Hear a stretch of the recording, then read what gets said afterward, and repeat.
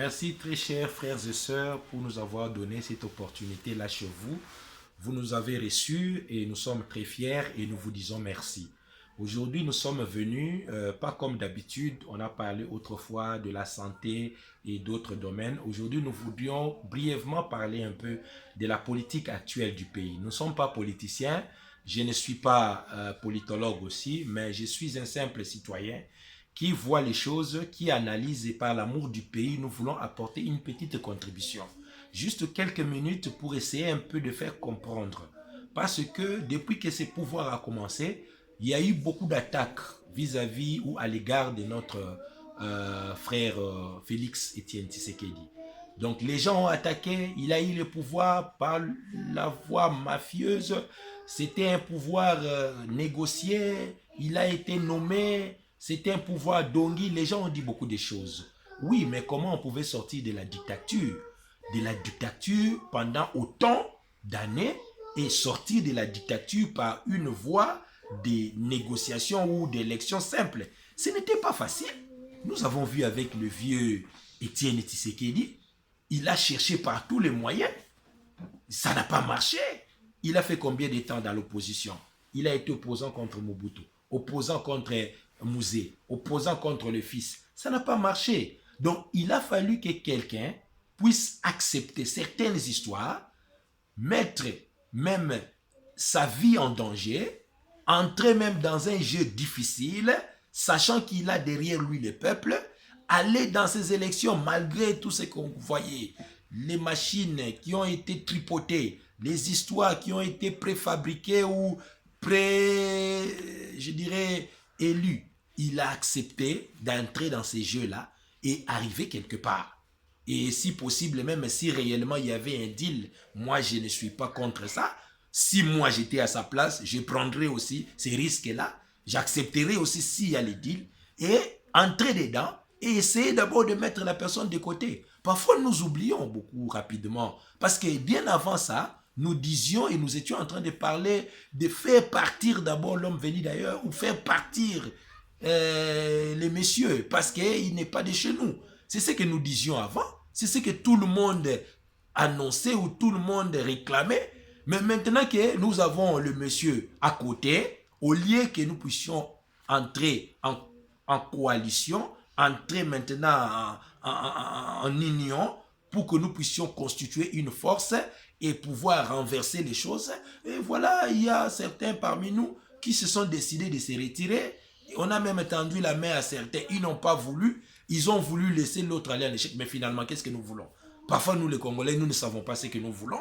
C'était un régime qui venait de la dictature, donc un régime dictatorial que nous avons connu pendant beaucoup d'années. Ce n'était pas facile. Croyez-moi que le monsieur n'allait pas seulement abandonner les choses facilement. Il voulait peut-être assurer sa sécurité. Il voulait peut-être se rassurer qu'il ne va pas se retrouver en prison ou ceci, cela. Il y a lieu de quand même, si possible, lui promettre ces choses, même si on sait qu'on ne va pas les réaliser. On lui promet ces choses-là, on lui rassure, on lui garantit, on entre dans les jeux, et puis par après, on déverse toutes choses ou on déjoue les systèmes.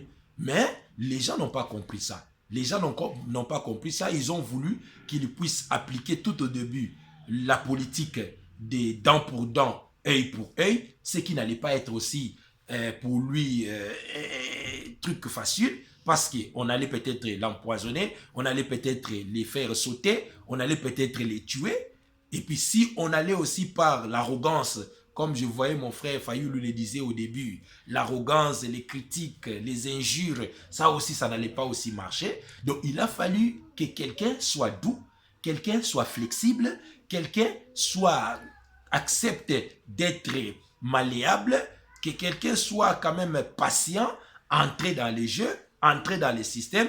Eux, comme ils le croyaient, comme ils ont connu des premiers ministres Tchibala, ils ont connu des premiers ministres, l'autre là, de l'IDP, ils croyaient seulement qu'ils pouvaient aussi l'utiliser comme ils ont toujours utilisé les autres, hein, bien qu'il a été voté où eux, ils ont manigancé les histoires, mais ils ont cru que cette manière-là, ils pourraient aussi continuer à le manipuler ou à les télécommander comme les autres. Mais maintenant, aujourd'hui, c'est de rendre compte que non, il a commencé à avoir le pouvoir avec lui en main. Non seulement il a passé sa première année qui lui donne maintenant la possibilité de dissoudre l'Assemblée, et il a maintenant une certaine autorité maintenant entre ses mains.